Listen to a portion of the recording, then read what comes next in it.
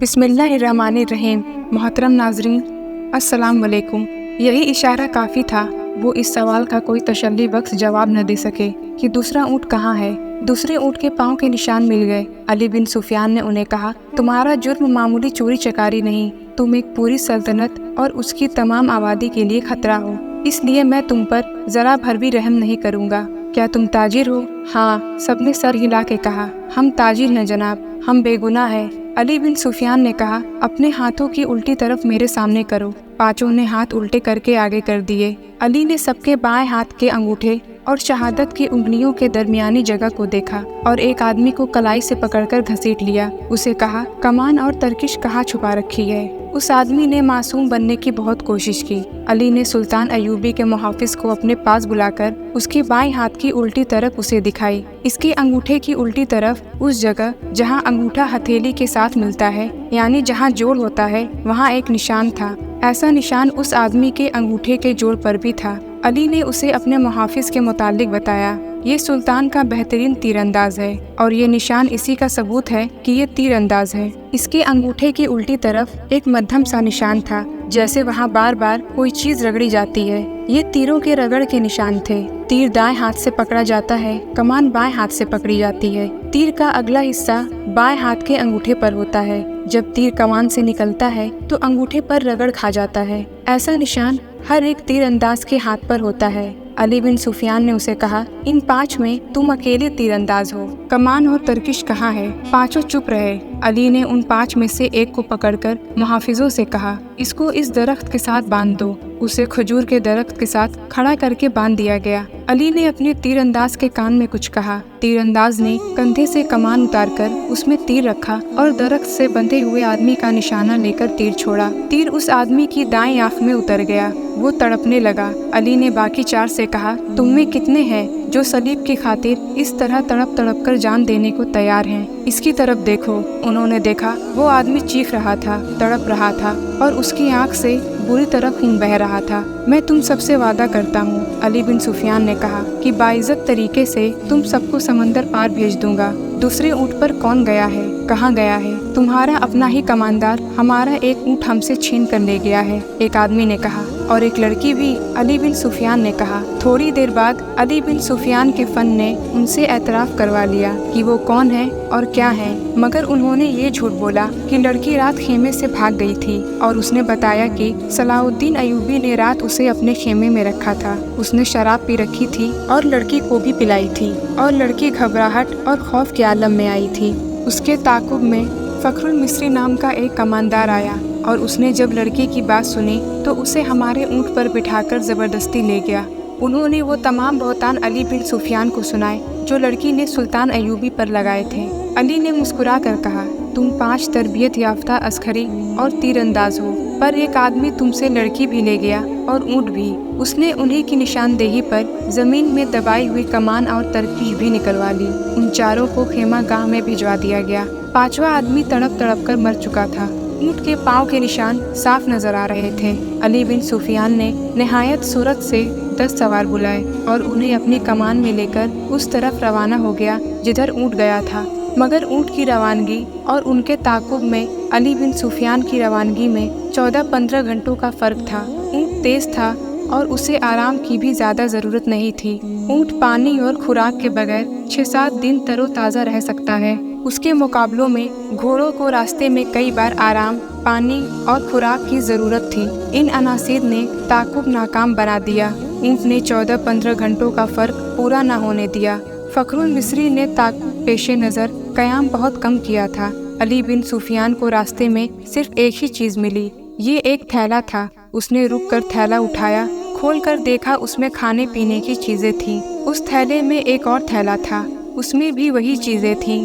علی بن سفیان کی سونگھنے کی تیز حس نے اسے بتا دیا کہ ان اشیاء میں حشیش ملی ہوئی ہے۔ راستے میں اسے 2 جگہ ایسے آسان ملے تھے جن سے پتہ چلتا تھا کہ یہاں اونٹ رکا ہے اور سوار یہاں بیٹھے ہیں۔ کھجوروں کی گٹھلیاں، پھلوں کے بیج اور چھلکے بھی بکھرے ہوئے تھے۔ تھیلے نے اسے شک میں ڈال دیا۔ اس کے ذہن میں یہ شک نہ آیا کہ فخر المصری کو حشیش کے نشے میں لڑکی اپنے محافظ کے طور پر ساتھ لے جا رہی ہے۔ تاہم اس نے تھیلا اپنے پاس رکھا مگر تھیلے کی تلاشی اور قیام نے وقت ضائع کر دیا تھا۔ فخر مصری اور موبی منزل پر نہ بھی پہنچتے، راستے میں پکڑے بھی جاتے، کوئی فرق نہ پڑتا۔ سوڈانی لشکر میں ناجی ادرش اور ان کے ساتھی جو زہر پھیلا چکے تھے وہ اثر کر گیا تھا۔ فاطمی خلافت کے وہ فوجی سربراہ جو برائے نام جرنیل اور دراصل حاکم بنے ہوئے تھے، سلطان صلاح الدین ایوبی کو ایک ناکام امیر اور بیکار حاکم ثابت کرنا چاہتے تھے۔ مسلمان حکمران حرم میں ان لڑکیوں کے اسیر ہو گئے تھے جن میں بیشتر عیسائی اور یہودی تھیں۔ ان کے نام اسلامی تھے، حکومت کا کاروبار خود ساختہ افسر چلا رہے تھے، منمانی اور عیش و عشرت کر رہے تھے۔ وہ نہیں چاہتے تھے کہ صلاح الدین جیسا کوئی مذہب پسند اور قوم پرست قید اور قوم کو جگہ دے اور حکمرانوں اور سلطانوں کو حرم کی جنت سے باہر کر حقائق کی دنیا میں لے آئے۔ سلطان ایوبی کے پہلے مارکوں سے جو انہوں نے اپنے چچا شیر کوہ کی قیادت میں لڑے تھے، یہ لوگ جان چکے تھے کہ اگر یہ شخص اقتدار میں آ گیا تو اسلامی سلطنت کو مذہب اور اخلاقیات کی پابندیوں میں جکڑ لے گا۔ لہٰذا انہوں نے ہر وہ داؤ کھیلا جو سلطان ایوبی کو چاروں شانے چت گرا سکتا تھا۔ انہوں نے در پردہ صلیبیوں سے تعاون کیا اور جاسوسوں اور تخریب کاری کے لیے زمین ہموار کی اور اسی کے راستے میں چٹانیں کھڑی کی۔ اگر نور الدین زنگی نہ ہوتے تو آج نہ صلاح الدین ایوبی کا تاریخ میں نام ہوتا، نہ آج نقشے پر اتنے زیادہ اسلامی ممالک نظر آتے۔ نور الدین زنگی رحمۃ اللہ علیہ نے ذرا سے اشارے پر بھی سلطان ایوبی رحمۃ اللہ تعالیٰ علیہ کو کمک اور مدد بھیجی۔ صلیبیوں نے مصری فوج کے سوڈانیوں کے بلاوے پر بحیرہ روم سے حملہ کیا تو نور الدین زنگی نے اطلاع ملتے ہی خشکی پر صلیبیوں کی ایک مملکت پر حملہ کر کے ان کی اس لشکر کو مفلوس کر دیا جو مصر پر حملہ کرنے کے لیے جا رہا تھا۔ یہ تو سلطان ایوبی کا نظام جاسوسی ایسا تھا کہ انہوں نے صلیبیوں کا بیڑا غرق کر دیا۔ تب علی بن سفیان نے جنگی کی طرف برق رفتار قاصد یہ خبر دینے کے لیے دوڑا دیے کہ سوڈانیوں کی بغاوت کا خطرہ ہے اور ہماری فوج کم بھی ہے اور یہ فوج 2 حصوں میں بٹ بھی گئی ہے۔ قاصد پہنچ گئے تھے اور نور الدین زنگی رحمۃ اللہ علیہ نے خاصی فوج کو مصر کی طرف کوچ کا حکم دے دیا تھا۔ بعض مورخین نے اس فوج کی تعداد 2000 سوار اور پیادہ لکھی ہے اور کچھ اس سے زیادہ بتاتے ہیں۔ بہرحال زنگی نے اپنی مشکلات اور ضروریات کی پرواہ نہ کرتے ہوئے سلطان ایوبی کی مشکلات اور ضروریات کو اہمیت اور اولیت دی، مگر ان کی فوج کو پہنچنے کے لیے بہت سے دن درکار تھے۔ مسلمان نام نہایت فوجی اور دیگر سرکردہ شخصیتوں نے دیکھا کہ مصر میں سلطان ایوبی کے خلاف بے اطمینانی اور بغاوت پھوٹ رہی ہے تو انہوں نے اسے ہوا دی، در پردہ سوڈانیوں کو اکسایا اور اپنے مخبروں کے ذریعے یہ بھی معلوم کر لیا کہ سوڈانیوں کے سالاروں کو مروا کر خفیہ طریقے سے دفن کر دیا گیا ہے۔ سوڈانیوں کے لشکر کے کم رتبے والے کماندار سالار بن گئے اور صلاح الدین ایوبی کی اس قلیل فوج پر حملہ کرنے کے منصوبے بنانے لگے جو مصر میں مقیم تھی۔ وہ سلطان ایوبی کی آدھی فوج اور سلطان کی دارالحکومت سے غیر حاضری سے فائدہ اٹھانا چاہتے تھے۔ منصوبہ ایسا تھا جس کے تحت 50,000 سوڈانی فوج سیاہ گھٹا کی طرح مصر کے آسمان سے اسلام کے چاند کو روپوش کرنے والی تھی۔ علی بن سفیان قاہرہ پہنچ گیا۔ وہ جن کے تعاقب میں گیا تھا ان کا اس سے آگے کوئی سراغ نہیں مل رہا تھا۔ اس نے اپنے ان جاسوسوں کو بلایا جو اس نے سوڈانی ہیڈ کوارٹر فوج میں چھوڑ رکھے تھے۔ ان میں سے ایک نے بتایا کہ گزشتہ رات ایک اونٹ آیا تھا۔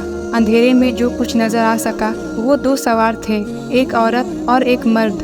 جاسوس نے یہ بھی بتایا کہ وہ کون سی عمارت میں داخل ہوئے تھے۔ علی بن سفیان کو یہ اختیار حاصل تھا کہ وہاں چھاپا مارتا۔ سوڈانی فوج سلطنت اسلامیہ کی فوج تھی، کوئی آزاد فوج نہیں تھی، مگر علی نے اس خطرے کے پیش نظر چھاپا نہ مارا کہ یہ جلتی پر تیل کا کام کرے گا۔ اس کا مقصد صرف یہ نہیں تھا کہ موبی اور فخر مصری کو گرفتار کرنا ہے، بلکہ اصل مقصد یہ تھا کہ سوڈانی قیادت کے عزائم اور آئندہ منصوبے معلوم کیے جائیں تاکہ پیش بندی کی جا سکے۔ اس نے اپنے جاسوسوں کو نئی ہدایات جاری کی۔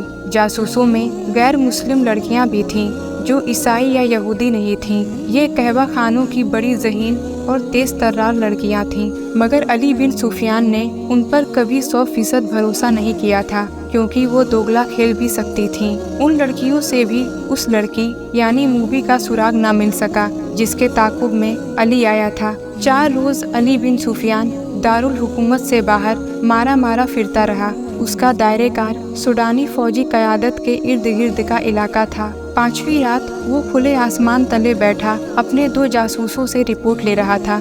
اس کے تمام آدمیوں کو معلوم ہو چکا تھا کہ کس وقت وہ کہاں ہوتا ہے۔ اس کے گرد کا ایک آدمی کو ساتھ لیے اس کے پاس گیا اور کہا، یہ اپنا نام فخرالمصری بتاتا ہے، جھاڑیوں میں ڈگمگاتا، گرتا اور اٹھتا تھا۔ میں نے اس سے بات کی تو کہنے لگا کہ مجھے میری فوج تک پہنچا دو، اس سے اچھی طرح بولا بھی نہیں جاتا۔ اس دوران فخرالمصری بیٹھ گیا تھا۔ تم وہی کماندار ہو نا جو محاذ سے ایک لڑکی کے ساتھ بھاگے ہو؟ علی بن سفیان نے اس سے پوچھا۔ میں سلطان کی فوج کا بھگوڑا ہوں، فخر نے ہکلاتی لڑکھڑاتی زبان میں کہا۔ سزائے موت کا حقدار ہوں، لیکن میری پوری بات سن لیں ورنہ تم سب کو سزائے موت ملے گی۔ علی بن سفیان اس کے لب و لہجے سے سمجھ گیا کہ یہ شخص نشے میں ہے یا نشے کی طلب نے اس کا یہ حال کر رکھا ہے۔ وہ اسے اپنے دفتر میں لے گئے اور اسے وہ تھیلا دکھایا جو اسے راستے میں پڑا ملا تھا۔ پوچھا، یہ تھیلا تمہارا ہے اور تم اس سے یہ چیزیں کھاتے رہے ہو؟ ہاں، فخرالمصری نے جواب دیا، وہ مجھے اسی سے کھلاتی تھی۔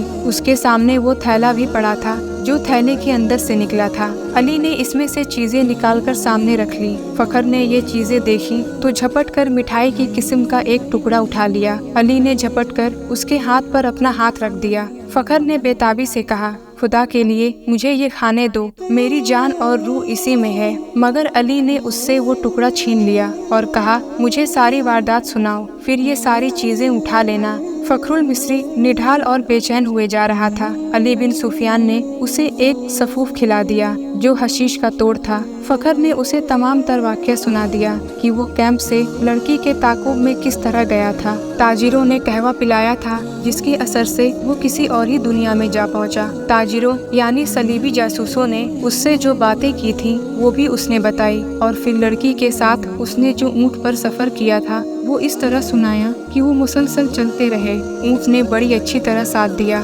رات کو تھوڑی دیر قیام کرتے تھے۔ لڑکی اسے کھانے کو دوسرے تھیلے میں سے چیزیں دیتی تھی۔ وہ اپنے آپ کو بادشاہ سمجھتا تھا۔ لڑکی نے اسے اپنی محبت کا یقین دلایا اور شادی کا وعدہ کیا تھا، اور یہ شرط رکھی تھی کہ اسے سوڈانی کمانداروں کے پاس پہنچا دے۔ وہ راستے میں ہی لڑکی کو شادی کے بغیر بیوی بنانے کی کوشش کرتا رہا، لیکن لڑکی اسے اپنی باہوں میں لے کر پیار اور محبت میں ایسے ارادے اور خواہش کو مار دیتی۔ فخر نے محسوس تک نہ کیا کہ لڑکی نے اسے حشیش اور اپنے حسن و شباب کے قبضے میں لیے ہوئے ہے۔ تیسرے پڑاؤ میں جب انہوں نے کھانے پینے کے لیے اونٹ روکا، تھیلا غائب پایا جو اونٹ کے دوڑنے سے کہیں گر پڑا تھا۔ لڑکی نے اس سے کہا کہ واپس چل کر تھیلا ڈھونڈ لیتے ہیں، لیکن فخرالمصری نے کہا کہ وہ بھگوڑا فوجی ہے، خدشہ ہے کہ اس کا تعاقب ہو رہا ہوگا۔ لڑکی ضد کرنے لگی کہ تھیلا ضرور ڈھونڈیں گے۔ فخر نے اسے یقین دلایا کہ بھوکا مرنے کا کوئی خطرہ نہیں، راستے میں کسی آبادی سے کچھ لے لیں گے۔ مگر لڑکی آبادی کے قریب جانا نہیں چاہتی تھی، وہ کہتی تھی کہ واپس چلو۔ فخرالمصری نے اسے زبردستی اونٹ پر بٹھا لیا اور اس کے پیچھے بیٹھ کر اونٹ کو اٹھایا اور دوڑا دیا۔ وہ سفر کی تیسری رات تھی۔ اگلی شام وہ شہر سے باہر سوڈانیوں کے کماندار کے یہاں پہنچے، مگر فخرالمصری اپنے سر کے اندر ایسی بے چینی محسوس کرنے لگا جیسے کھوپڑی میں کیڑے رینگ رہے ہوں۔ آہستہ آہستہ وہ حقیقی دنیا میں آ گیا۔ وہ سمجھ نہ سکا کہ یہ حشیش نہ ملنے کا اثر ہے۔ اس کی تصوراتی بادشاہی اور ذہن میں بسائی ہوئی جنت تھیلے میں کہیں ریتزار میں گر گئی تھی۔ لڑکی نے اس کے سامنے کماندار کو صلیبیوں کا پیغام دیا اور اسے بغاوت پر اکسایا۔ فخر پاس بیٹھا سنتا رہا اور اس کے ذہن میں کیڑے بڑے ہو کر تیزی سے رینگنے لگے۔ نشہ اتر چکا تھا۔ اسے یاد آنے لگا کہ وہ محاذ سے بھاگ آیا ہے۔ لڑکی یعنی موبی کو یہی خوش فہمی ہوگی کہ فخر پر نشہ طاری ہے۔ چنانچہ اس نے بے خوف کماندار سے یہ بھی کہہ دیا کہ سلطان ایوبی اور علی بن سفیان کے درمیان یہ غلط فہمی پیدا کرنی ہے کہ وہ ظاہری طور پر نیک بنتے پھرتے ہیں، مگر عورت اور شراب کے دل دادا ہیں۔ ان کی اس طویل گفتگو میں بغاوت کی باتیں بھی ہوئیں۔ اس وقت تک فخرالمصری پوری طرح بیدار ہو چکا تھا، لیکن سر کے اندر کی بے چینی اسے بہت پریشان کر رہی تھی۔ لڑکی نے کماندار سے کہا، اگر بغاوت کرنی ہے تو وقت ضائع نہ کریں، سلطان ایوبی محاذ پر ہے اور الجھا ہوا ہے۔ لڑکی نے یہ جھوٹ بولا کہ صلیبی 3-4 دنوں بعد دوسرا حملہ کرنے والے ہیں، سلطان ایوبی کو یہاں سے بھی فوج محاذ پر بلانی پڑے گی۔ کماندار نے لڑکی کو بتایا बताया कि 6-7 दिनों में सूडानी लश्कर यहाँ की फौज पर हमला कर देगा। फखर ये सारी गुफ्तगू सुनता रहा। आधी रात के बाद उसे अलग कमरे में भेज दिया गया जहाँ उसके सोने का इंतजाम था। लड़की और कमांडर दूसरे कमरे में रहे। दरमियान में दरवाजा था जो बंद कर दिया गया। उसे नींद नहीं आ रही थी। उसने दरवाजे के साथ कान लगाए तो उसे हंसी की आवाजें सुनाई दी। फिर उसे लड़की के ये अल्फाज सुनाई दिए, उसे हशीश के जोर पर यहाँ तक लाई हूँ और उसकी महबूबा बनी रही हूँ। मुझे एक मुहाफिज की जरूरत थी।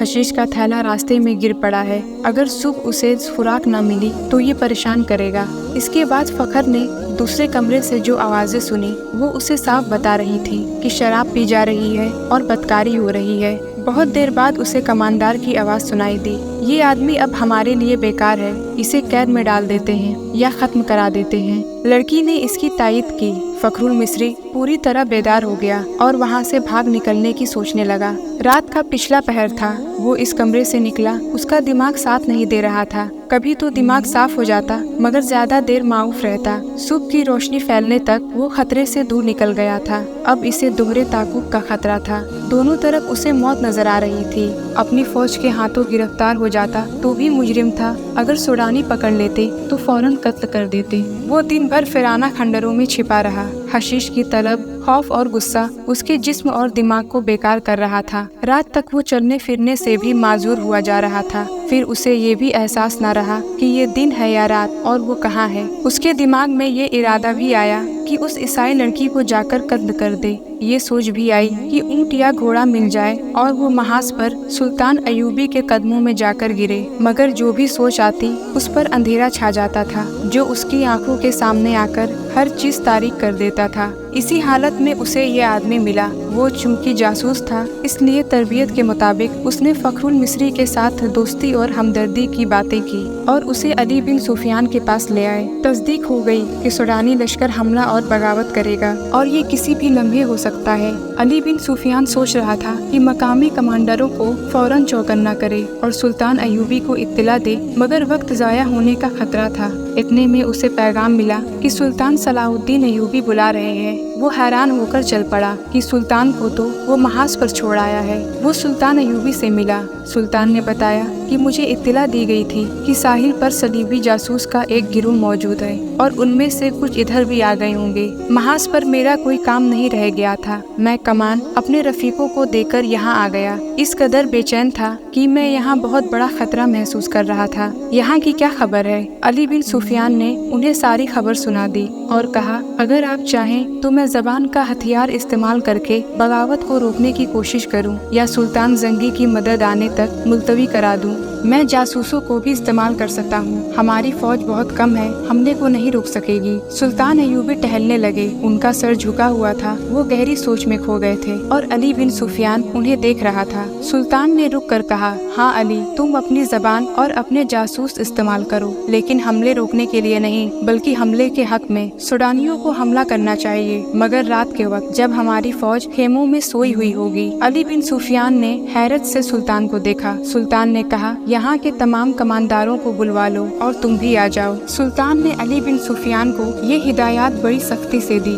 सबको ये बता देना कि मेरे मुतालिक उनके सिवा किसी को मालूम न हो कि मैं महाज से यहाँ आ गया हूँ। सूडानियों से मेरी यहाँ मौजूदगी को पोशीदा रखना बहुत जरूरी है। मैं बड़ी एहतियात से खुफिया तरीके से आया हूँ। नाजरीन, आज की किश्त में इतना ही। हमारी वीडियो से अपडेटेड रहने के लिए हमारे इस चैनल को सब्सक्राइब करें और नीचे मौजूद बेल आइकन को जरूर क्लिक कीजिएगा। आपके साथ इंशाअल्लाह जल्द मुलाकात होगी इसी कहानी के नई किश्त के साथ। अल्लाह हाफिज।